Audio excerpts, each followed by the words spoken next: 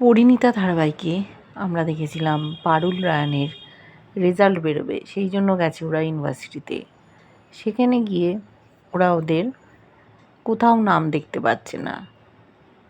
সকলে ঠাট্টা করছে, পারুল নাকি খুব ব্রিলিয়ান্ট স্টুডেন্ট, ফাটাফাটি রেজাল্ট হবে। কোথায়? ওর নামই নেই, হয়তো সাপ্লি খেয়ে গেছে। আর রায়ান, তারও নাম নেই।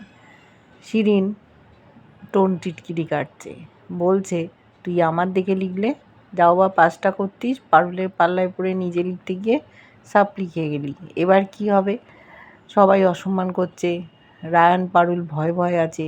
দাদু বারবার বলে দিয়েছে পারুলকে ফার্স্ট হতে হবে, আর রায়ানকে ফার্স্ট ক্লাস পেতেই হবে, না হলে ওদের মজা দেখাবে। ওরা ভয়ে অস্থির। রায়ান বিশ্বাস করে পারুল এরকম রেজাল্ট করতে পারে না। পারুলও বলছে, বিশ্বাস কর রায়ান, আমি আর নাম উঠবে না এরকম রেজাল্ট আমি করিনি।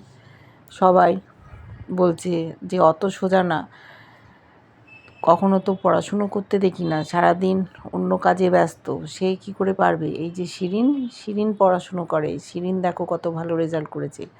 ওরা যখন চিন্তা করছে, রায়ানও লড়াই করছে, পারুলের এরকম রেজাল্ট হতে পারে না। পারুল বলছে আমি ডিন স্যারের সাথে দেখা করব। শিরিন বলছে তোর লজ্জা করে না, তোর নাম নেই, সেই নিয়ে তুই ডিন স্যারকে বলতে যাবি?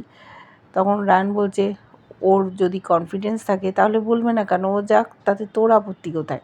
ওরা যখন যাবে সেই সময় দেখছে ওদেরই ক্লাসের এক স্যার আরেকজন কর্মীর হাতে রয়েছে একটা শিট। উনি বলছেন ভুল রেজাল্টটা হয়েছে, এত বড় অন্যায় হলো ছাত্রছাত্রীদের ওপর, এটা তো মেনে নেওয়া যায় না, কেন প্রিন্ট আউট ভুল বের করেছে। এরা চিন্তায় পড়ে গেছে। পারুল রায়ান ঠাকুরকে ডাকছে, এতক্ষণে সঠিক রেজাল্টটা টাঙানো হচ্ছে। সবাই হইচই করে আবার রেজাল্ট দেখতে শুরু করেছে। রায়ান ফার্স্ট ক্লাস পেয়েছে, পারুল আগেও রেজাল্টটা দেখলো, খুব খুশি রায়ান। তখন বলছে পারুল তোরটা দেখ। দেখেছে পারুল ফার্স্ট হয়েছে আর শিরিন সেকেন্ড। আনন্দে আত্মহারা রায়ান পারুলকে জড়িয়ে ধরতে গেছিল, কিন্তু ওকে সরিয়ে দিয়েছে, বলছে তুই হাত মেলা, ওটাই যথেষ্ট। এদিকে বাড়িতে অস্থির হয়ে যাচ্ছে সবাই, কোথায় গেল, এখনও ফিরলো না। দাদু হানটান করছে। শিরিনের মন খারাপ হয়ে গেছে, পারুলের কাছেও হেরে গেল।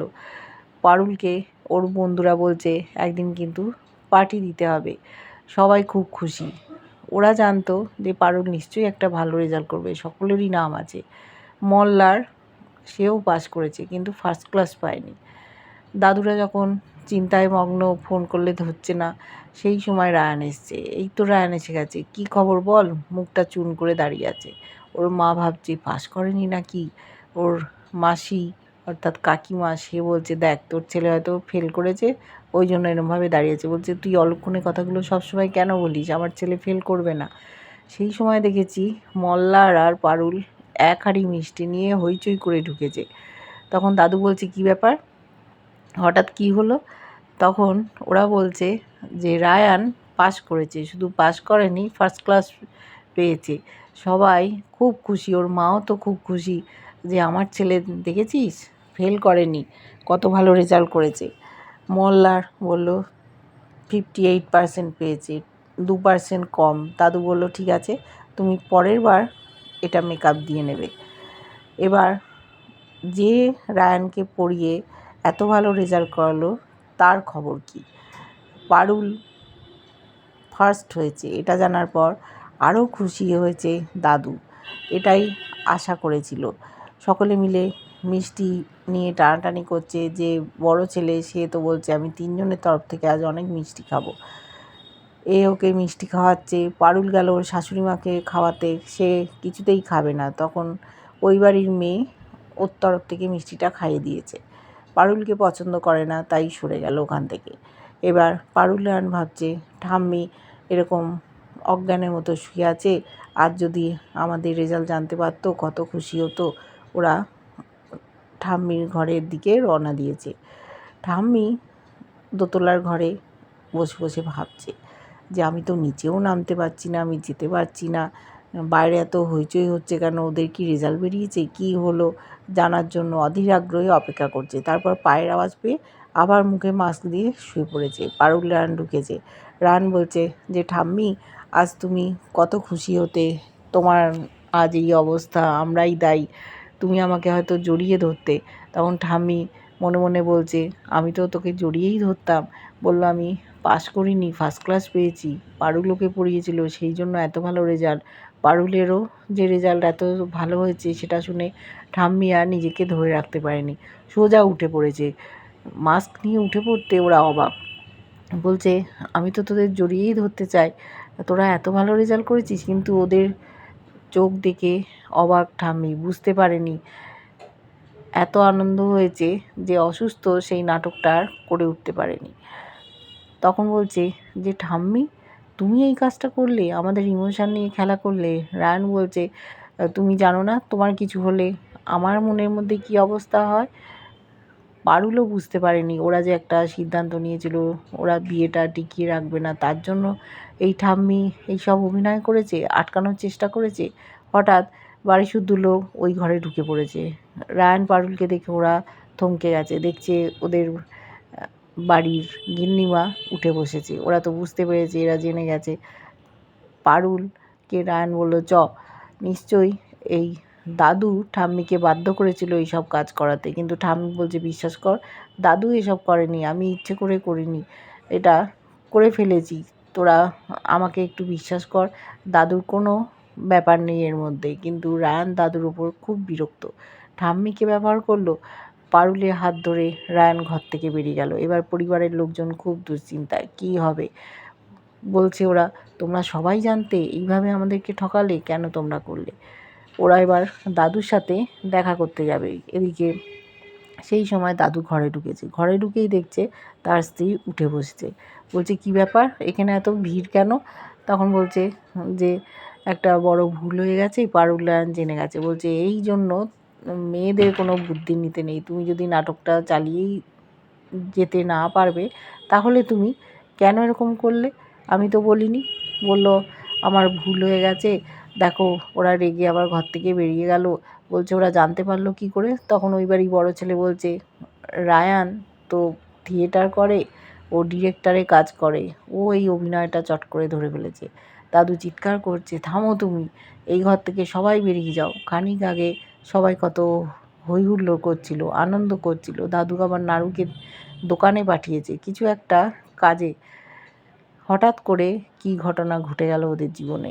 পারুল রায়ানের মন ভেঙে গেছে। ওরা ভাবতে পারেনি এরকম ওদের জীবনে হতে পারে।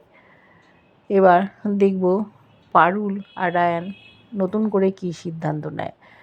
ঠাম্মি বলেছিল, পারুল তোর বাড়িতে জানিয়ে দিস তুই এত ভালো রেজাল্ট করেছিস। ওদিকে দেখেছি রুক্মিণীর বন্ধুরা সেই গ্রামে আসবে ন্যাড়া গোয়াল দেখতে, কি করবে বুঝতে পারছে না। তখন গোপাল ছুটে গিয়ে ওর মাকে বলেছে যে, মা, রুক্মিণীর কিছু বন্ধুবান্ধব আসতে চাইছে এখানে, তা ওদের একটু তুমি যত্ন আত্তি করো, আমাদের যাতে সম্মানটা বজায় থাকে। তখন বলছে, আমাদের বাড়ির একটা সংস্কার আছে, নিয়ম নীতি আছে, ওরা কি পারবে? সাথে সাথে ওর বোন বলছে, আমাদের বৌদি নিশ্চয়ই ছেলে বন্ধু আছে। বলল, তুই সবসময় বৌদিকে নিয়ে কথা বলিস কেন? এরকম করে বলবি না, ও কলেজ ইউনিভার্সিটিতে পড়েছে, ছেলে বন্ধু তো হতেই পারে, তারপর বিদেশে গেছিলো, সেখান থেকে আসছে। ওর মা চিন্তা করছে। বলল, ও বাপের বাড়িতে রাখার চেষ্টা করেছিল, কিন্তু এটা কি ভালো দেখায়? ও থাকবে শ্বশুরবাড়িতে আর ও বাপের বাড়িতে বন্ধুবান্ধবকে রাখবে, এতে তো আমাদেরও সম্মান হানি হবে। মা, তুমি একবার ভেবে দেখো, ওদেরকে একটু আদর যত্ন করবে, থাকতে দেবে, ওরা গ্রামটা ঘুরে দেখাবে। আর সবথেকে বড় কথা, বন্ধুর সাথে অনেক দিন দেখা হয়নি, বন্ধুকেই দেখতে আসছে। আড়াল থেকে রুক্মিণী সব শুনছে। ও জানতো গোপাল খুব ভালো মানুষ, আবার সেই পরিচয় দিল। গোপালের মতো মানুষ হয় না, বারবারও প্রমাণটা পাচ্ছে। বলেছে যে, রুক্মিণী এখানে কতদিন থাকবে আমি জানি না, কিন্তু তোমরা সে কথা বন্ধুবান্ধবকে জানতে দেবে না, একটু আদর যত্ন করবে, ব্যাস এইটুকুই। তখন ওর মা রাজি হয়েছে। গোপাল বলছে, আমি জানতাম আমার মা না করবে না। ওখানে ছিল ওর ভাইয়ের বউ। বলছে, আপনি দাদা চিন্তা করবেন না, দিদির সব বন্ধুদের আমরা দেখে রাখবো। শাশুড়ি মা আবার কটমট করে তাকাচ্ছে। বলল, আমি বলাইকে দিয়ে যা যা লাগবে সব কিনে পাঠাচ্ছি, তোমরা একটু আদর যত্ন করো, আমাদের যেন সম্মান থাকে, এইটুকুই। রুক্মিণী খুব খুশি হয়েছে। দেখতে থাকবো এবার কি হয়, রুক্মিণীর কোন বন্ধুরা এখানে আসে, তারা কোন চোখে ন্যাড়াগোয়ালকে দেখে ও শ্বশুরবাড়িকে দেখে তাচ্ছিল্য করে কিনা। কেমন লাগছে ধারাবাহিকটা যেন ভালো লাগলে লাইক কমেন্ট সাবস্ক্রাইব করে, যারা ফেসবুক পেজ থেকে দেখছো ফলো করে সাথে থেকো।